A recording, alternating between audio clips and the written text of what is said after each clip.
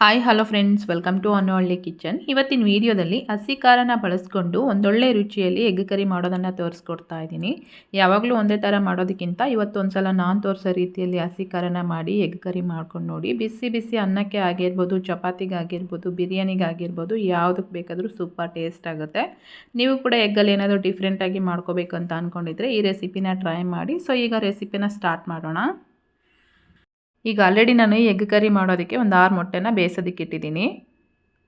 ಮೊಟ್ಟೆ ಬೇಯೋದ್ರೊಳಗೆ ನಾವು ಇದಕ್ಕೆ ಬೇಕಾಗಿರೋಂಥ ಮಸಾಲೆನ ಪ್ರಿಪೇರ್ ಮಾಡ್ಕೊಳ್ಳೋಣ. ಇವಾಗ ಒಂದು ಕಡೆಗೆ 1-2 ಸ್ಪೂನಷ್ಟು ಎಣ್ಣೆನ ಹಾಕಿ, ಎಣ್ಣೆ ಚೆನ್ನಾಗಿ ಕಾದ್ಮೇಲೆ ಒಂದು ಈರುಳ್ಳಿ ಹಾಗೆಯೇ ಒಂದು 3 ಗ್ರೀನ್ ಚಿಲ್ಲಿನ ಹಾಕಿ, ಈರುಳ್ಳಿ ಸ್ವಲ್ಪ ಸಾಫ್ಟ್ ಆಗ್ತಾ ಇರಬೇಕಾದ್ರೆ 1 ಇಂಚಿನಷ್ಟು ಹಸಿ ಶುಂಠಿ ಹಾಗೆ ಸ್ವಲ್ಪ ಬೆಳ್ಳುಳ್ಳಿ, ಒಂದು 5ರಿಂದ 6 ಗೋಡಂಬಿನ ಹಾಕಿ ಒಂದು 2ರಿಂದ 3 ನಿಮಿಷ ಚೆನ್ನಾಗಿ ಫ್ರೈ ಮಾಡ್ಕೊಂಡ್ಮೇಲೆ, ಗೋಡಂಬಿ ಬದಲಾಗಿ ಇಲ್ಲಿ ಎಳ್ಳಾಗಿರ್ಬೋದು ಅಥವಾ ಕೊಬ್ಬರಿ ಆಗಿರ್ಬೋದು, ಅಂದರೆ ಹಸಿ ಕೊಬ್ಬರಿ ಆಗಿರ್ಬೋದು, ಯಾವುದನ್ನು ಬೇಕಾದರೂ ಯೂಸ್ ಮಾಡ್ಬೋದು. ಒಂದು 2ರಿಂದ 3 ನಿಮಿಷ ಚೆನ್ನಾಗಿ ಫ್ರೈ ಮಾಡ್ಕೊಂಡ್ಮೇಲೆ ಇವಾಗ ಇದಕ್ಕೆ ಒಂದು ಅರ್ಧ ಹಿಡಿಯಷ್ಟು ಪುದೀನ ಹಾಗೆಯೇ ಒಂದು ಅರ್ಧ ಹಿಡಿಯಷ್ಟು ಕೊತ್ತಂಬರಿ ಸೊಪ್ಪನ್ನು ಹಾಕಿ ಜಸ್ಟ್ 1 ನಿಮಿಷ ಫ್ರೈ ಮಾಡಿಕೊಂಡು ಸ್ಟವ್ನ ಆಫ್ ಮಾಡಿ, ಇದು ಕಂಪ್ಲೀಟಾಗಿ ತಣ್ಣಗಾದ್ಮೇಲೆ ಮಸಾಲೆನ ರುಬ್ಕೋಬೇಕಾಗುತ್ತೆ.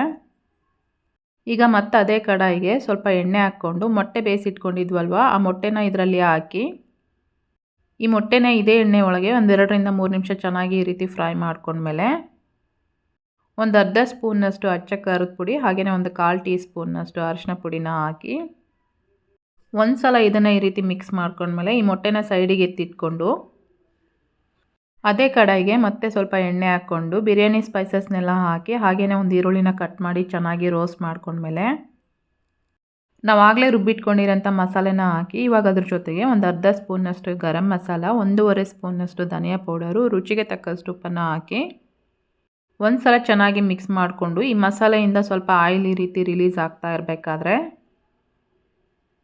ಒಂದು ಅರ್ಧ ಕಪ್ನಷ್ಟು ನಾನಿಲ್ಲಿ ಮೊಸರನ್ನು ಹಾಕ್ತಾಯಿದ್ದೀನಿ.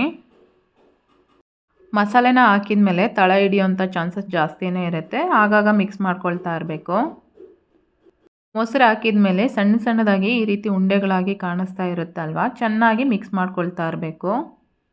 ಇಲ್ಲಾಂದರೆ ಮೊಸರು ಹಾಕೋದಕ್ಕಿಂತ ಮುಂಚೆನೇ ಮೊಸರನ್ನು ಚೆನ್ನಾಗಿ ಬೀಟ್ ಮಾಡಿ ಮೊಸರು ಆ್ಯಡ್ ಮಾಡಿದರೆ ಮೊಸರು ಈ ರೀತಿ ಸಣ್ಣ ಸಣ್ಣದಾಗಿ ಉಂಡೆಗಳಾಗಿ ಕಾಣಿಸುತ್ತಲ್ವ, ಈ ರೀತಿ ಉಂಡೆಗಳಾಗೋದಿಲ್ಲ.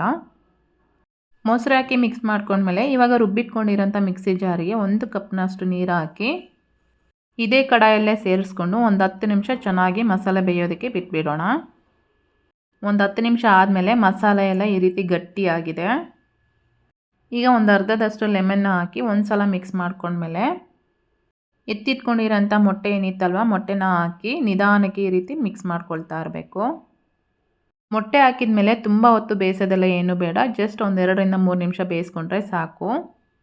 ಮೊಟ್ಟೆ ಹಾಕಿ ಒನ್ಸ್ ಇದನ್ನು ಈ ರೀತಿ ಮಿಕ್ಸ್ ಮಾಡ್ಕೊಂಡ್ಮೇಲೆ ಲಿಡ್ನ ಕ್ಲೋಸ್ ಮಾಡಿ ಒಂದು 3 ನಿಮಿಷ ಬೇಯಿಸ್ಕೊಂಡು ಮತ್ತೆ ಲಿಡ್ ಓಪನ್ ಮಾಡ್ತಾ ಇದ್ದೀನಿ. ನೋಡಿ, ಮಸಾಲೆ ಎಲ್ಲ ಚೆನ್ನಾಗಿ ಬೆಂದಾಗಿದೆ. ಇವಾಗ ಕೊನೆಯದಾಗಿ ಸ್ವಲ್ಪ ಕೊತ್ತಂಬರಿ ಸೊಪ್ಪು ಹಾಗೆಯೇ ಸ್ವಲ್ಪ ಕಸ್ತೂರಿ ಮೇಥಿ ಹಾಕಿ ಒನ್ಸ್ ಮಿಕ್ಸ್ ಮಾಡಿಕೊಂಡು ಪ್ಲೇಟಿಗೆ ಸರ್ವ್ ಮಾಡಿಕೊಂಡ್ರೆ ಆಯಿತು.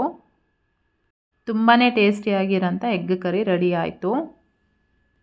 ಆಲ್ಮೋಸ್ಟ್ ಎಗ್ಗಲ್ಲಿ ತುಂಬ ಇಷ್ಟಪಟ್ಟು ತಿನ್ನುವಂತಹ ರೆಸಿಪಿ ಅಂದರೆ ಎಗ್ ರೈಸ್ ಅಂತಲೇ ಹೇಳ್ಬೋದು. ಸೊ ಡಿಫ್ರೆಂಟಾಗಿ ಈ ರೀತಿ ಎಗ್ ಕರಿ ಒಂದು ಸಲ ಟ್ರೈ ಮಾಡಿ, ತುಂಬಾ ಟೇಸ್ಟಿ ಆಗುತ್ತೆ.